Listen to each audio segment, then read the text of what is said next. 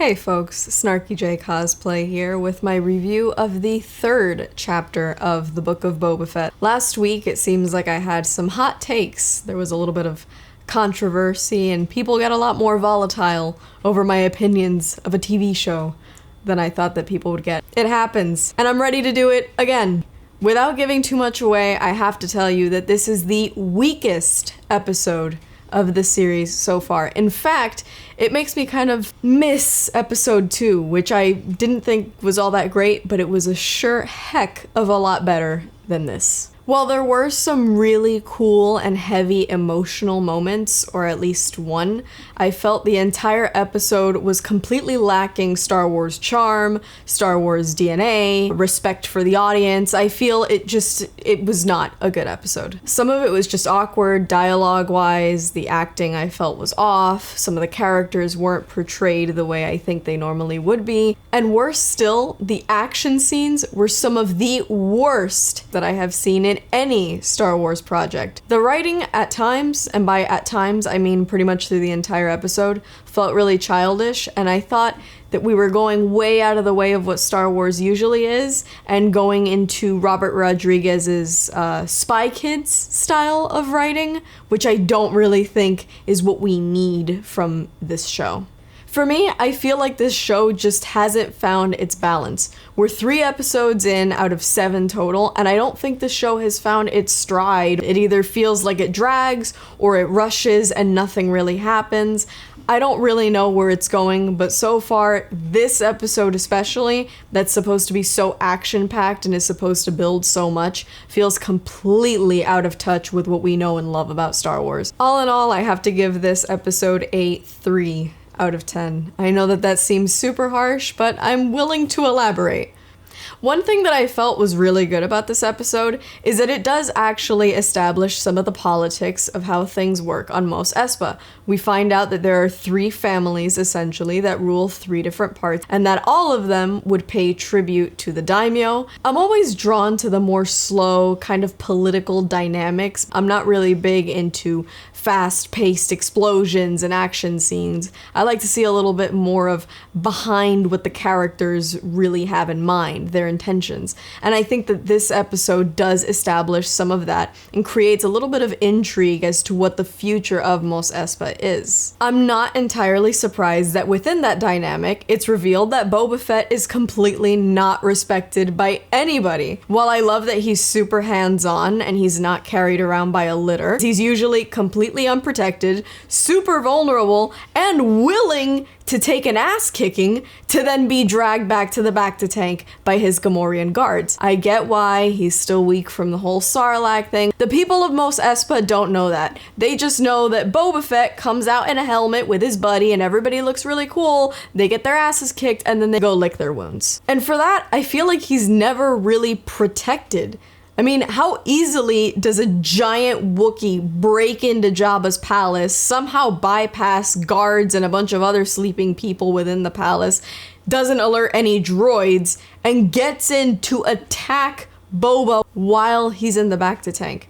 And either he's a really, really good fighter, or this gang of well-dressed teenagers that Boba Fett hired, they're really sucky at fighting, because it took one naked Boba Fett, 4 well-dressed teenagers, and a very late arriving Fennec Shand to take this Wookiee out.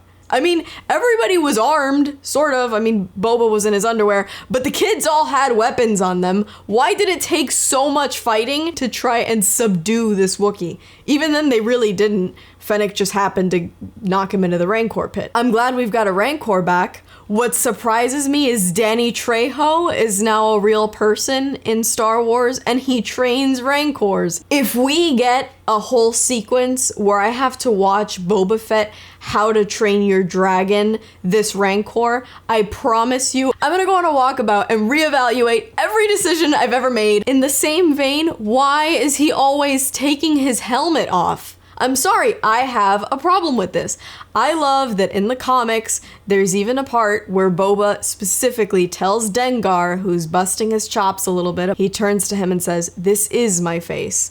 I'm aware that those comics are no longer canon, but they were so much cooler than the Boba Fett who takes his helmet off constantly for negotiating with people. What better poker face than a big letter T? I will say the one flashback sequence in this episode was super, super powerful. His Tusken friends all got murdered, their village or camp was raided, everything was lit on fire by this rival gang. And I thought that that was extremely powerful. Tamura's acting within that scene was incredible. When you consider that Boba Fett is a character who's already lost so much and had so little good in his life, and I think that that really establishes a lot of the man that we're seeing now. I will say this, I think, and I hope, the show is destined to get more interesting. We know that Mayor Mokshais promised territory to the Pikes, we find out at the end, the Hutts, and Boba Fett. I think that the Hutts quit entirely too easily, and I'd like to assume that that's all just acting on their part and that they will be back. But we know for a fact that the Pikes are in town and that they're coming for war. However, I know that there's only one more episode directed by Robert Rodriguez. I still feel that's enough to tank the show. This gang of well-dressed teenagers on mobility scooters is a far cry from the squad of bounty hunters that we all wanted to see. I know a lot of y'all wanted to see Cad Bane, the legendary bounty hunter that is supposedly the reason for the dent in Boba's helmet.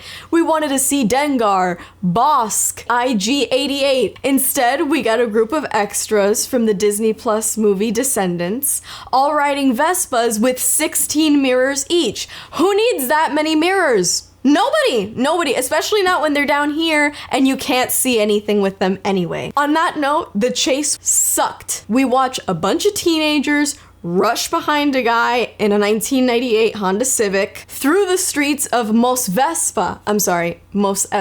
It's about 3 minutes long, but it felt to me like it took 7 because they're only moving about 25 miles an hour. It feels long, it's clunky, it's clumsy, it's childish. It doesn't feel like it belongs in Star Wars. It feels like it belongs in a badly animated Spy Kids movie from 2003. I was expecting George Lopez to show up in that big head thing at any given moment. This episode really just showed the Spy Kids and Machete Kills style of directing, and I don't think it belongs anywhere near Star Wars. The only redemption to that scene was watching Boba Fett finally drop in making use of his jetpack. I had started to think, maybe he's continuously getting beat up because he's electing not to use it because he's afraid from the Sarlacc pit incident.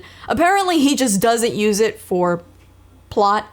Like I said, I can only give this episode a 3 out of 10. It's poorly executed, the characters just seem out of character, the dialogue is awkward, the animation and the action sequences are clumsy and clunky, and the entire energy of it is more Spy Kids than Star Wars. My major issue with this show is that if it was any other character, it wouldn't be bad. You could call it the Book of So-and-so, or for my Spanish-speaking friends, the Book of Fulano, and we would all think it was fine. But the fact is, it's not the Book of Fulano, it's not the Book of So-and-so, it's the Book of Boba Fett. Calling it the Book of Boba Fett brought about expectations.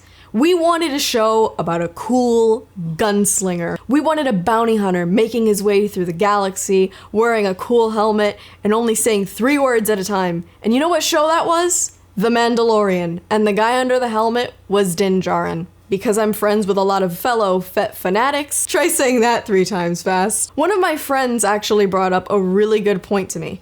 Filoni and Favreau probably wanted to make a Boba Fett show, and so they started plotting it out. We've actually seen a lot of the concept art from season 1 of The Mandalorian has a Mando that looks an awful lot like Boba. The Mandalorian was probably destined to be about Boba Fett. But when they considered all the baggage from the prequels, from the Clone Wars, and everything that was established about Boba Fett that made him a real character with a real backstory, they probably figured we don't want to deal with it because there's too much history that we now have to acknowledge. So they put Din Djarin under the helmet and made a show that we all adore. And at the end of Mando Season 2, they shoehorned in Boba, and now having put all of Boba's man with no name DNA into The Mandalorian, they're now building a Fett that we don't recognize. He just doesn't have the same energy, he doesn't have the same presence. I know that this is a new man, he's changed post-Sarlacc, but I feel like there are way better examples of how Boba should act post-Sarlacc anyway. If you've ever read this, Twin Engines of Destruction, it's actually my favorite piece of Boba Fett media in the world. It is the coolest comic. It's got great character development, great characterization, and I think for those of y'all that maybe think I'm being a little negative, it'll be a really great explanation for y'all to understand what it is that I and a lot of other Fett fans were really waiting for from this show. That being said, the show just feels lame so far. It doesn't have Star Wars DNA, doesn't feel like Boba Fett, and it really doesn't feel like anything we were expecting or even hoping for. That being said, all I can give this episode is a 3 out of 10, and while I will be watching the rest of it, after this episode I have considerably less hope for the rest of the season than I did going into it. I've been Snarky J, don't forget to like and subscribe, and if you want to argue with me or you want to give me your thoughts, let me know in the comments below.